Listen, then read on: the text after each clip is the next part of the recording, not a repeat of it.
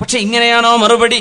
അഷ്ഹദു അല്ലാ ഇലാഹ ഇല്ലല്ലാഹ് വഅഷ്ഹദു അന്ന മുഹമ്മദർ റസൂലുള്ളാഹ് എന്ന ഷഹാദത്ത് ചൊല്ലി മുസ്ലിമായി ആ ജൂതൻ മഹാനായ ഇബ്രാഹിം അദ്ദേഹം തങ്ങളുടെ മുമ്പിൽ വെച്ച് അൽ കലിമത്തു ത്വയ്യിബ, ഏറ്റവും നല്ല വാക്ക് പറഞ്ഞത്.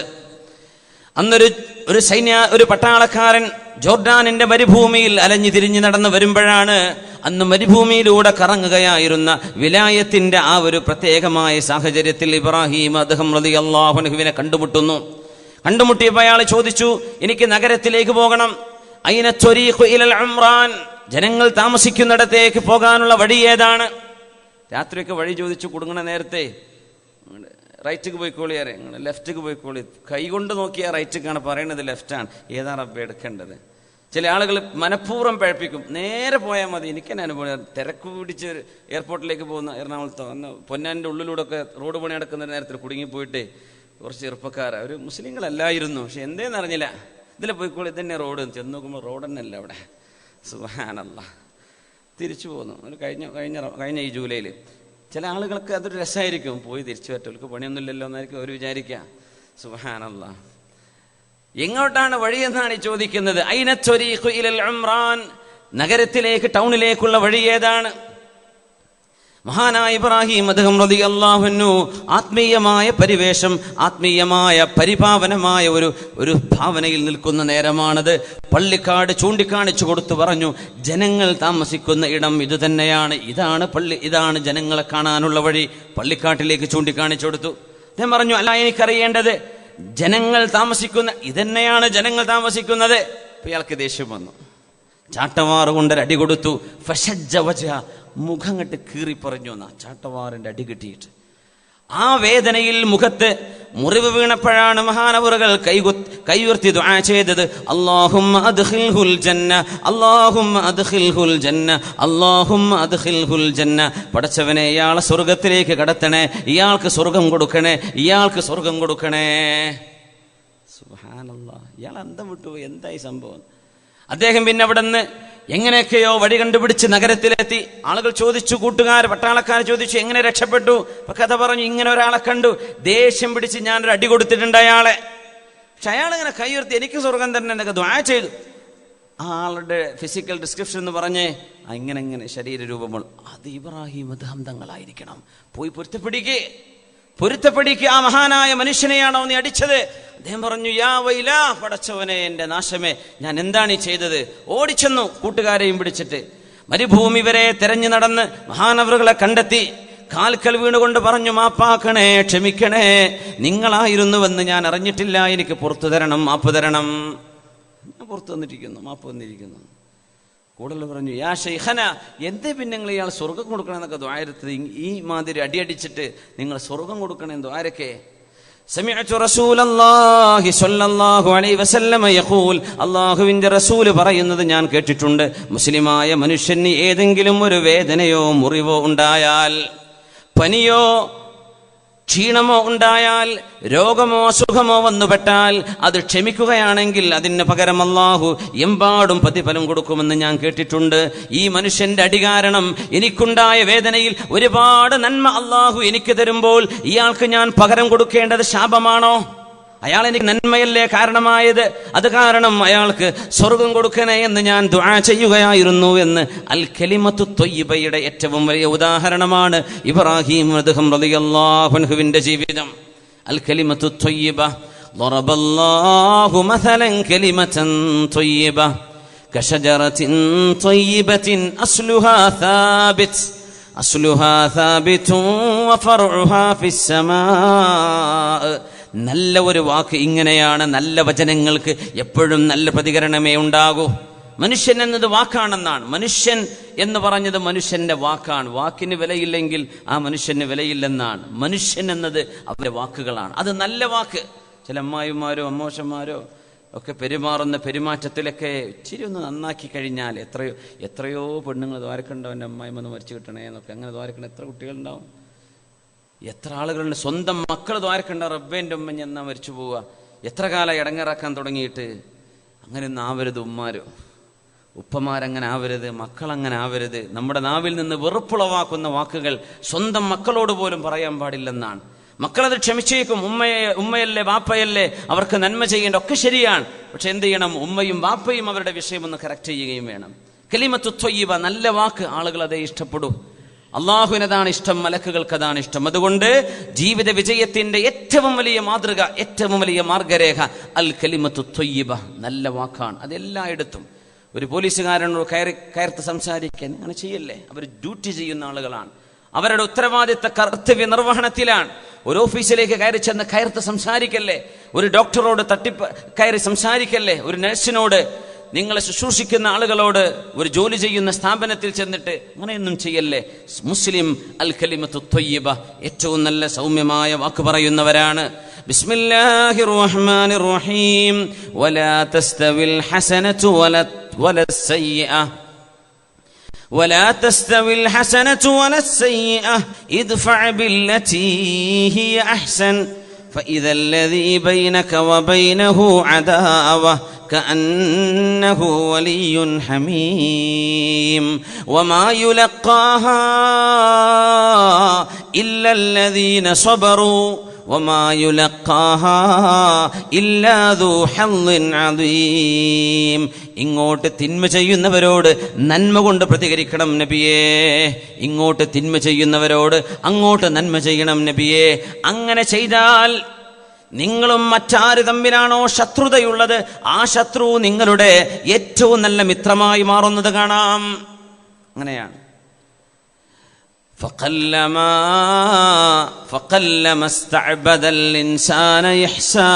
ഒരു മനുഷ്യന് നന്മ ചെയ്തു കൊടുക്കുന്ന സമയത്ത് ആ മനുഷ്യരിൽ നിന്ന് എന്തെന്നില്ലാത്തൊരനുസരണം, എന്തെന്നില്ലാത്തൊരു ആദരവ് നിങ്ങൾക്ക് കാണാൻ കഴിയും. അതില്ലാത്ത വളരെ വിരളമാണ്.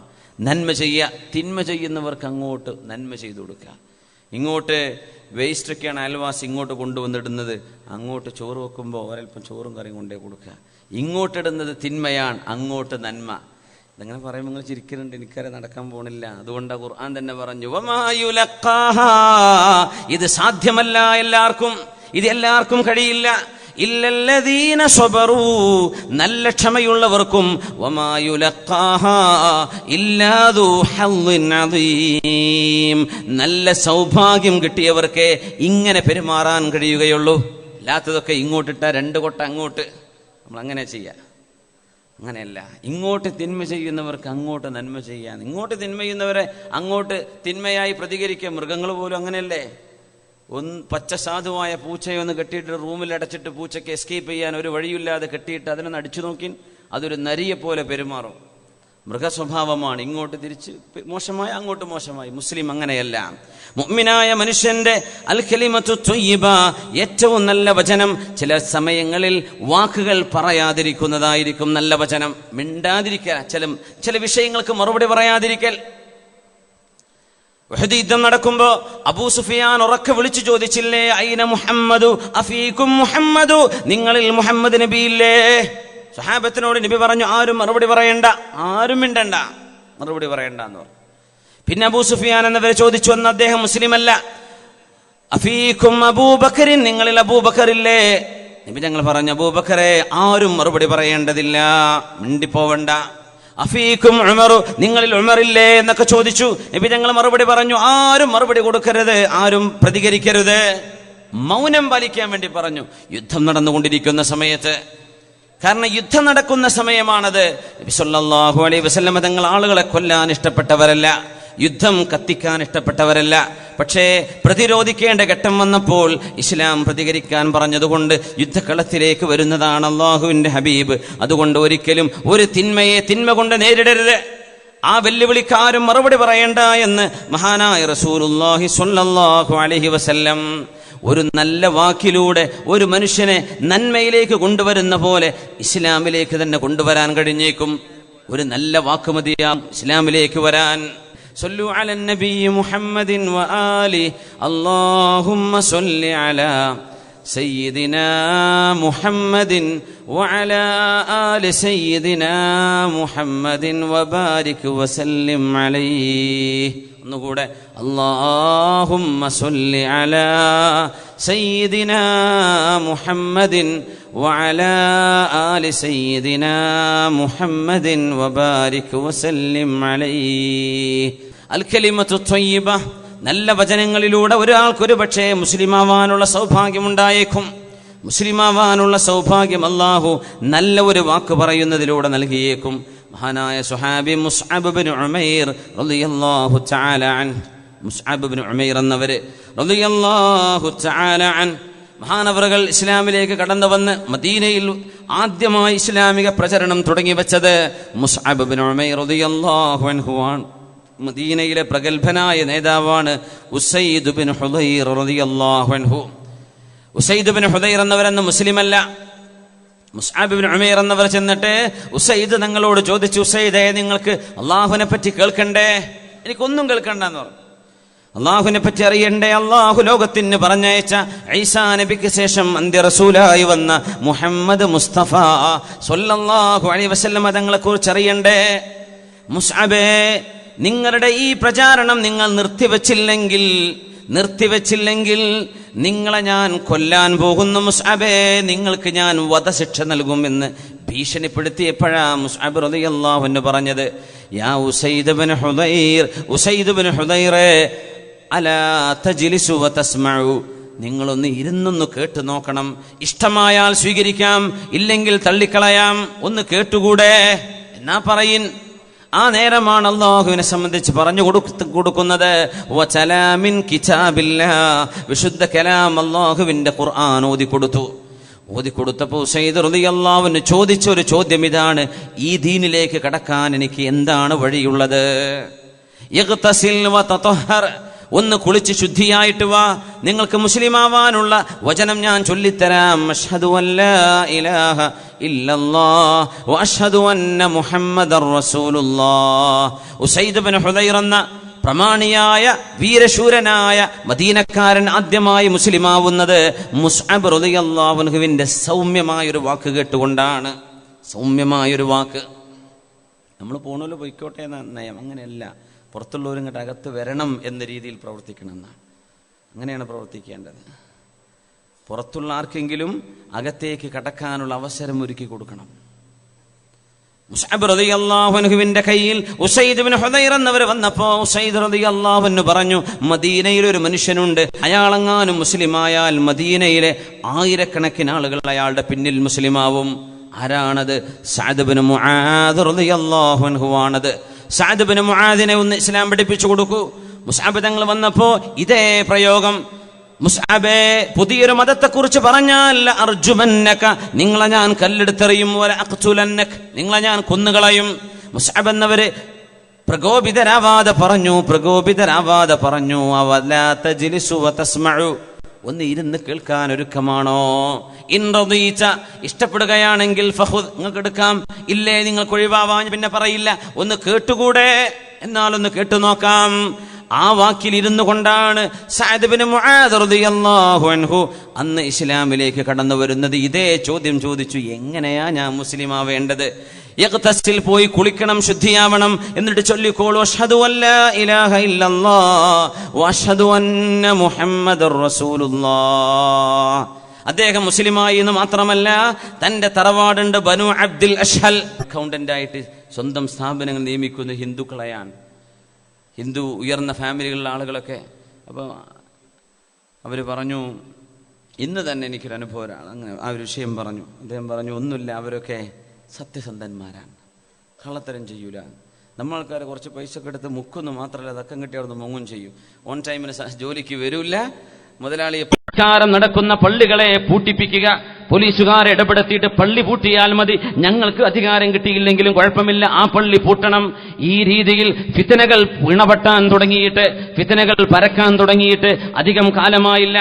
ഖിയാമത്തിന്റെ അടയാളങ്ങളിൽ അല്ലാഹുവിന്റെ റസൂൽ പറഞ്ഞിട്ടുണ്ട്, വതുർഫഅൽ അസ്വാതു ഫിൽ മസാജിദ്, അല്ലാഹുവിന്റെ പള്ളികൾക്കുള്ളിൽ ബഹളമുണ്ടാകുന്ന കാലമുണ്ടെന്ന്.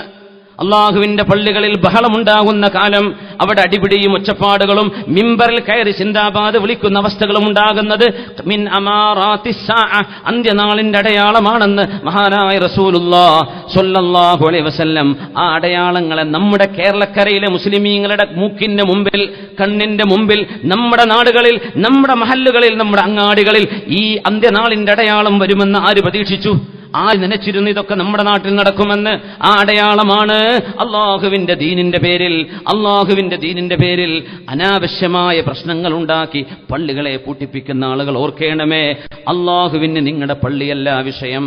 അള്ളാഹുവിന് ആവശ്യം വഅതസിമൂ ബിഹബ്ലില്ലാഹി ജമീഅ, ഈ ഉമ്മത്തിന്റെ ഐക്യമാണ് ആവശ്യം. ഐക്യമാണ് അള്ളാഹുവിന് വേണ്ടത്. ആ ഐക്യത്തിന് തടസ്സം നിൽക്കുന്ന പ്രവർത്തനങ്ങൾ വിധ്വംസക പ്രവർത്തനങ്ങളാണ്. എന്റെ സത്യവിശ്വാസികളെ, വളരെ വേദനയോടുകൂടെ വിഷമത്തോടുകൂടെ പറയുകയാണിത്. ആരും ആരെയും ആക്ഷേപിക്കുകയാണെന്ന് വിചാരിക്കരുത്. നിലവിലൊരു പള്ളിയുണ്ടായിരിക്കെ, നിലവിലൊരു ജുമുഅ നിർവഹിക്കുന്ന പള്ളിയുണ്ടായിരിക്കെ, അവിടെ ജുമുഅ നിർവഹിക്കാൻ സൗകര്യവും ആളുകൾക്ക് കയറി നിൽക്കാൻ അവസരവും ഉണ്ടായിരിക്കെ, ആ സ്ഥലത്ത് കൺമുമ്പിൽ തന്നെ വേറൊരു ജുമുഅ തുടങ്ങിയാൽ പുതുതായി തുടങ്ങുന്ന ആളുകൾക്ക് ജുമുഅ ലഭിക്കില്ല എന്ന വിഷയത്തിൽ അള്ളാഹുവിന്റെ ദീനിന്റെ കർമ്മശാസ്ത്ര പണ്ഡിതന്മാരിൽ ആർക്കാണ് അഭിപ്രായ വ്യത്യാസമുള്ളത്?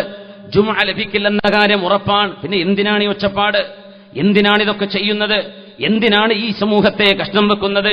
എങ്ങാനും നമ്മളൊക്കെ ഒന്ന് നന്നാവാൻ തീരുമാനിച്ചു എന്ന് വിചാരിക്കാം, ഒന്ന് ഐക്യപ്പെടാൻ തീരുമാനിച്ചു എന്ന് വിചാരിക്കുക. അള്ളാന്റെ പള്ളികൾ വഖഫാക്കപ്പെട്ട് കഴിഞ്ഞാൽ അത് പുച്ചുമാറ്റാൻ പറ്റുമോ? പള്ളികൾ പള്ളിയായി നിൽക്കേണ്ടതല്ലേ? വഖഫായി കഴിഞ്ഞാൽ ആ പള്ളി ഖിയാമത്ത് നാൾ വരെ അവിടെ നിൽക്കേണ്ടയോ? വിഭജനത്തിന്റെ പേരിൽ, വിഘടനത്തിന്റെ പേരിൽ ഒരു പള്ളി ഉണ്ടാക്കിയാൽ ഖിയാമത്ത് നാൾ വരെ മായ്ച്ചു നീക്കാൻ പറ്റാത്ത ഒരു വിഘടനത്തിന്റെ അടയാളമാണ് പള്ളിയായി മാറുന്നത്. ഒരിക്കലും പിന്നെ അത് പൊളിച്ചു നീക്കാൻ പറ്റില്ല. ആ വിടവ് എന്നും കണ്ടുകൊണ്ടിരിക്കും. ആ മിനാരവും പള്ളിയും നിലനിൽക്കുന്ന കാലത്തോളം ഈ ഉമ്മത്തിനെ ഭിന്നിപ്പിച്ചതിന്റെ പച്ചയായ ചോരക്കറ നമുക്കവിടെ കാണാൻ കഴിയില്ലേ? ഇത് ഗുരുതരമാണ്. അതുകൊണ്ട് പള്ളിയില്ലാത്തിടത്ത് ഉണ്ടാക്കിക്കോ, പള്ളി ആവശ്യമുള്ളിടത്ത് ഉണ്ടാക്കിക്കോളൂ, അള്ളാഹ്ക്ക് വേണ്ടി ഉണ്ടാക്കിക്കോ. മൻ ബനാ ലില്ലാഹി മസ്ജിദാ, അള്ളാഹ്ക്ക് വേണ്ടി ഉണ്ടാക്കിയാൽ കൂലിയുണ്ട്. അല്ലെങ്കിൽ അതിന്റെ പേര് മസ്ജിദു ദിറാർ. അങ്ങനെ മസ്ജിദ് ദിറാറുകൾ ഒരുപാടായി, ഇനിയും അതായിക്കൂടാ എന്ന നിർബന്ധമുള്ളത് കൊണ്ട് പറയുകയാണ്. ജുമുഅ നഷ്ടപ്പെടുത്തുകയും നിസ്കാരത്തിന്റെ ജമാഅത്തിന്റെ കൂലി പോലും നഷ്ടപ്പെടുത്തുന്ന രീതിയിൽ ഉള്ളിടത്ത് തന്നെ മൂക്കിന് മുമ്പിൽ മറ്റൊന്ന് കൊണ്ടുണ്ടാക്കുന്ന ഈ സംരംഭം അടിയന്തരമായും ആരായിരുന്നാലും നിർത്തിയേ പറ്റൂ. ഇത് അള്ളാഹുവിന് വേണ്ടിയാണെങ്കിൽ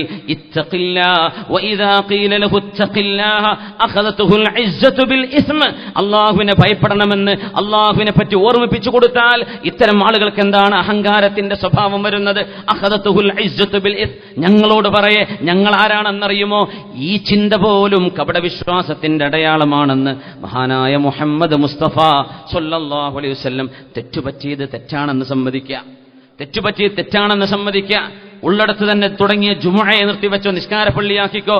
ജുമുഅക്ക് നിനക്ക് എന്ത് പ്രയാസമുണ്ടെങ്കിലും അവിടെ നിലവിലുണ്ടായിരുന്ന ജുമുഅത്ത് പള്ളിയിലേക്ക് നീ വാ. നിന്റെയും അവിടെ കൂടിയിരിക്കുന്ന ആളുകളുടെയും അഖീദ തമ്മിൽ വ്യത്യാസമില്ലല്ലോ, പ്രശ്നങ്ങളില്ലല്ലോ. എന്തിനു വേണ്ടിയാണ് നമ്മൾ ഇങ്ങനെ തമ്മിൽ തല്ലുന്നത്? അള്ളാഹുവിന് ഇൽഫത്താണ് ഇഷ്ടം. അള്ളാഹുവിന് ഇഷ്ടം ഒരുമയാണ്, പിശാചിന്റെ ഇഷ്ടം ഭിന്നിപ്പിക്കലാണ്.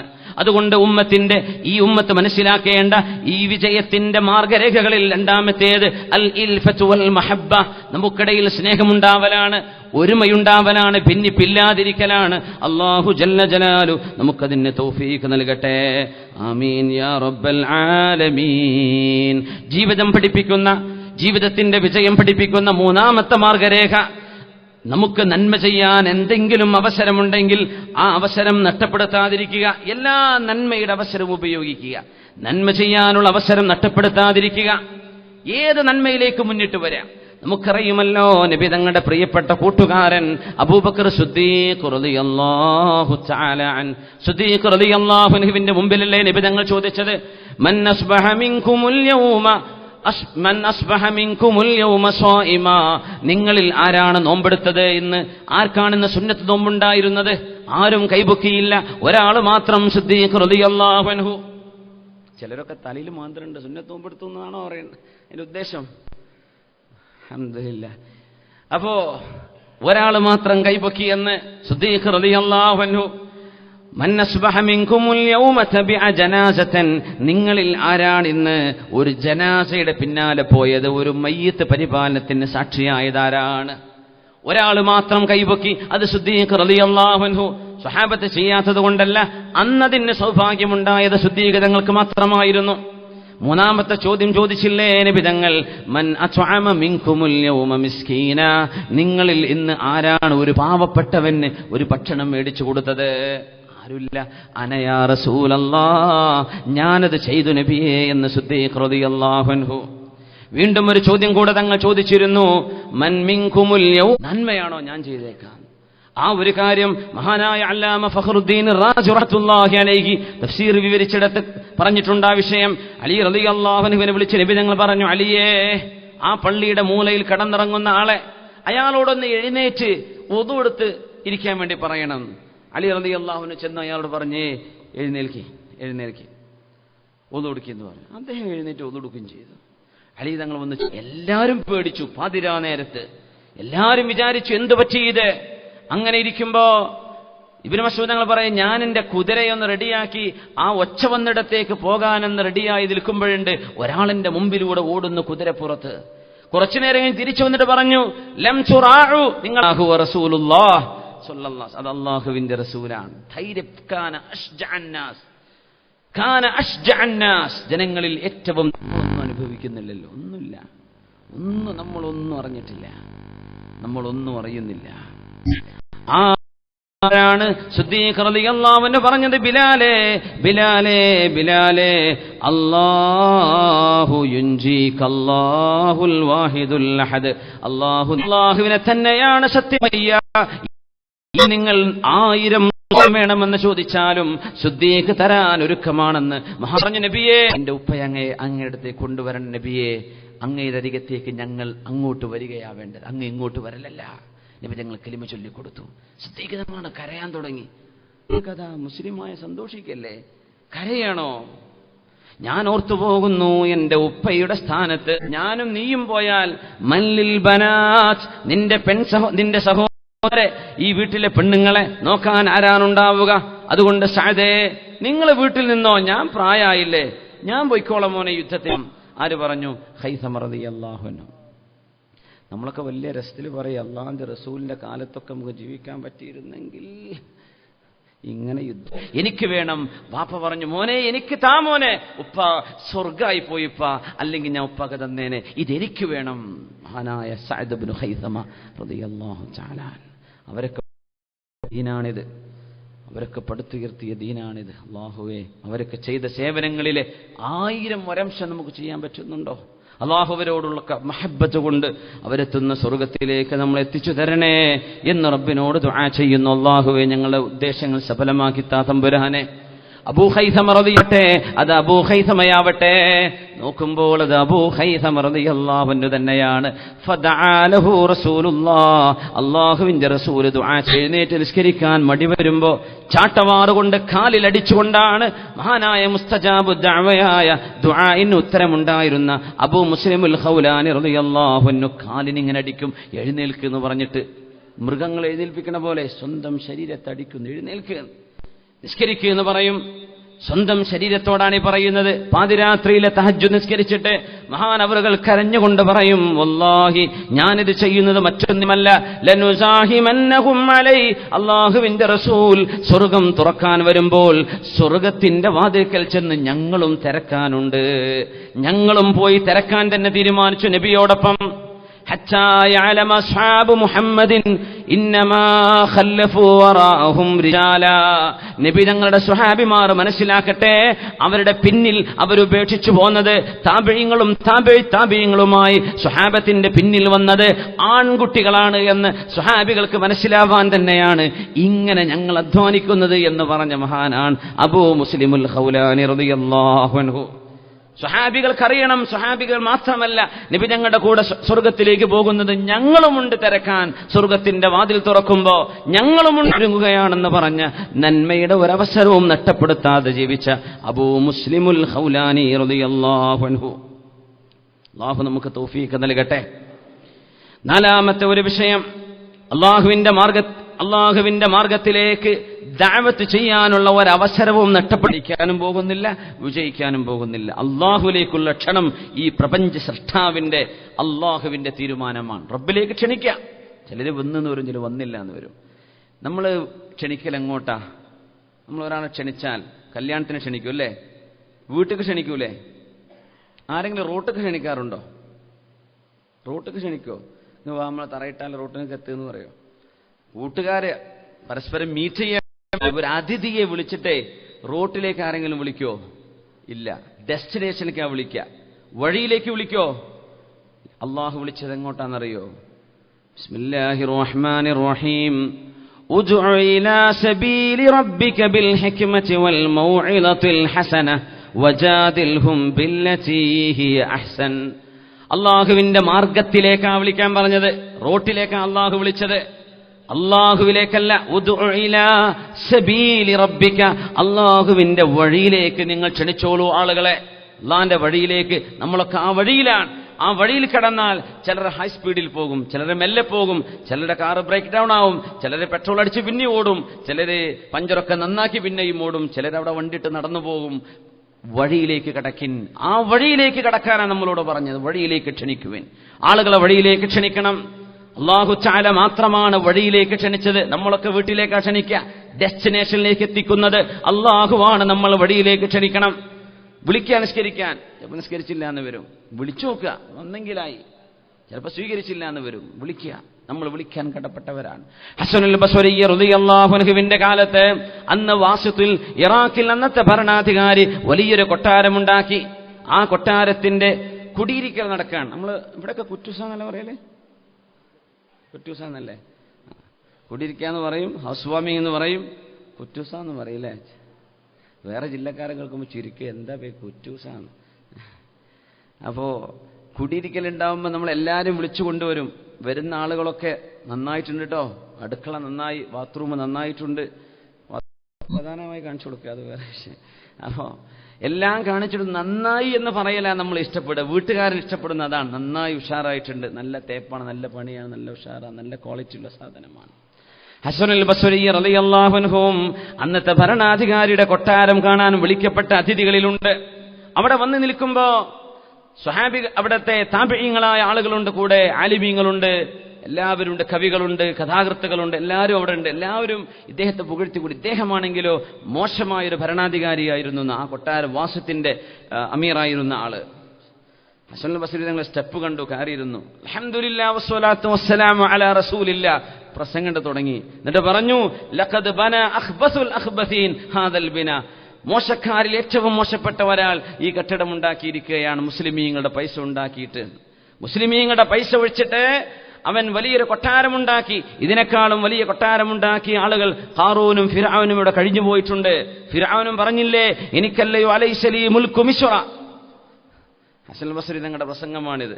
എനിക്കല്ലയോ ഈജിപ്തിന്റെ അധികാരം. വഹാദിഹിൽ അൻഹാറു തജ്രി മിൻ തഹ്തി അഫലാ തുബ്സിറൂൻ, ഈ നദി എന്റെ കാലിന്റെ താഴെയല്ലയോ ഒലിച്ചുകൊണ്ടിരിക്കുന്നത്, നിങ്ങൾ കാണുന്നില്ലേ എന്ന് ഫിർഔന് പറഞ്ഞപ്പോ അവന്റെ തലയുടെ മീതെ നദി ഒഴുക്കിയവനാണ് അല്ലാഹു എന്ന് പറഞ്ഞു ഹസനുൽ ബസ്രി റളിയല്ലാഹു അൻഹു. രാജാവ് ഇങ്ങനെ കേട്ടുന്നിട്ട് സഹിക്കുക. ഒരൊറ്റ കുട്ടി അതിനെ എതിർത്ത് പറഞ്ഞില്ല എന്ന്. രാജാവ് അങ്ങ് എഴുന്നേറ്റ് പോയിട്ട് കൊട്ടാരത്തിനകത്ത് കയറി സർവ്വ പോലീസുകാരെ വിളിച്ചുകൊണ്ടുവന്ന് അങ്ങ് ചീത്ത പറഞ്ഞു. എന്നെ ഈ നിലക്ക് അപമാനിച്ചിട്ട് നിങ്ങളാരും ഒരക്ഷരം മിണ്ടിയില്ലല്ലേ എന്ന് ചോദിച്ചു. പി.കെ. ബഷീർ എന്ന് ചോദിച്ചിരിക്കണം അങ്ങനെ അല്ലേ? അപ്പൊ നിങ്ങളാരും എന്നെപ്പറ്റി ഇങ്ങനെ ആക്ഷേപിച്ച് പറഞ്ഞിട്ട് നിങ്ങളാരും എന്തേ ഒരക്ഷരം മിണ്ടാതിരുന്നത് എന്ന് ചോദിച്ചു. എന്തേ നിങ്ങൾ മിണ്ടാതിരുന്നത്? ഞങ്ങൾ എന്ത് ചെയ്യും, പണ്ഡിതനല്ലേ എന്ന് പറഞ്ഞു. ആ മനുഷ്യന്റെ ചോര ചിന്തിയിട്ടേ ഞാൻ അടങ്ങൂ, ഞാൻ അയാളെ കൊല്ലാൻ പോവുകയാണെന്ന് പറഞ്ഞു ഹസനുൽ ബസ്രി റളിയല്ലാഹു അൻഹുവിനെ ഉദ്ദേശിച്ചുകൊണ്ട്. ഹസനുൽ ബസ്രി റളിയല്ലാഹു അൻഹു വന്ന് ആ കുടിയിരിക്കലിന്, ഹൗസ് വാമിങ്ങിന് വന്ന സമയത്ത് രാജാവ് ദേഷ്യം പിടിച്ചുകൊണ്ട് ചോദിച്ചു, നിങ്ങൾ ആരും ഇവിടെ മറുപടി പറയാനുണ്ടായില്ലേ? എന്നെപ്പറ്റി ഇങ്ങനെ ആക്ഷേപിച്ചിട്ട് നിങ്ങളാരാ ഒന്നും മിണ്ടാതിരുന്നത് എന്ന് ചോദിച്ചപ്പോ അവർക്കൊന്നും മറുപടിയില്ല. അദ്ദേഹം പറഞ്ഞു, ഞാൻ ഈ പണ്ഡിതനെ കൊല്ലുക തന്നെ ചെയ്യും, അയാളുടെ ചോര കണ്ടിട്ടേ ഇവിടെ നിന്ന് അദ്ദേഹം പോകൂ, അയാളങ്ങോട്ട് വിളിക്കൂ എന്ന് പറഞ്ഞ് വെട്ടാനുള്ള ജല്ലാദീങ്ങളെയൊക്കെ കയ്യിൽ വാള് കൊടുത്ത് നിർത്തിയിട്ട് ഹസനുൽ ബസ്രി തങ്ങളെ വിളിച്ചു കൊണ്ടുവന്നു. പോലീസുകാരെ വിളിച്ചപ്പോൾ അദ്ദേഹം ഒരൽപ്പം അവിടെ തങ്ങി നിന്നിട്ട് എന്തോ ഒന്ന് ചൊല്ലുന്നത് കണ്ടു. കൊട്ടാരത്തിനകത്തേക്ക് കയറിയപ്പോ ക്ഷുഭിതനായിരുന്ന രാജാവ് ശാന്തനായി എഴുന്നേറ്റ് നിന്നു. യാ മർഹബ, സ്വാഗതം എന്ന് പറഞ്ഞു. യാ അബാ സഈദ് ഇജ്ലിസ് ഹുന, ഇവിടെ ഇരിക്കിനെന്ന് പറഞ്ഞ് വിരിപ്പ് വിരിച്ചു കൊടുത്തു. അവിടെ രാജാവും ഇരുന്നു. എന്താണ് വിശേഷമെന്നൊക്കെ ചോദിച്ചു. കുറെ മസലകൾ ചോദിച്ചു. അൻത അലമുൽ ഉലമാ, ആലിമീങ്ങളിലെ വലിയ ആലിം നിങ്ങൾ തന്നെയാണ്. ഇതൊക്കെ പറഞ്ഞിട്ട് താടിരോമത്തിൽ സുഗന്ധം പൂശിക്കൊടുത്തു. അന്നത്തെ വലിയ സന്തോഷപ്പെടുത്തൽ അങ്ങനെയാണ്.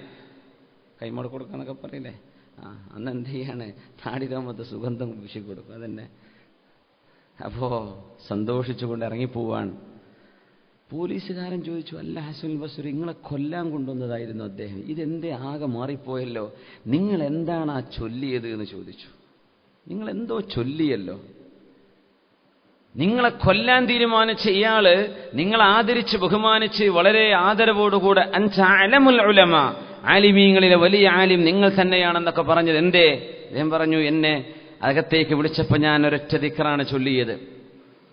യാ വലിയ നിഅമതി വമലാദി ഇൻദ ഖുർബതി അല്ലാഹുമ്മ ജഅൽ നിഖ്മതഹു അലയ്യ ബർദൻ വസലാമാ കമാ ജഅൽതഹു ബർദൻ വസലാമൻ അലാ ഇബ്രാഹിം.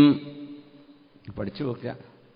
ഉസ്താദ് അടിക്കാൻ വേണ്ടി റൂമിൽ വിളിച്ചുകൊണ്ട് പോകുമ്പോളേ കുട്ടിയൊക്കെ ചൊല്ല അങ്ങനെ പോലീസുകാരെ വിളിച്ചുകൊണ്ട് വരികയാണ്. അപ്പോ തമാശ പറയാണ്, ഇത് ചൊല്ല, വിപത്തുകളിൽ നിന്ന് കാവലുണ്ടാകും.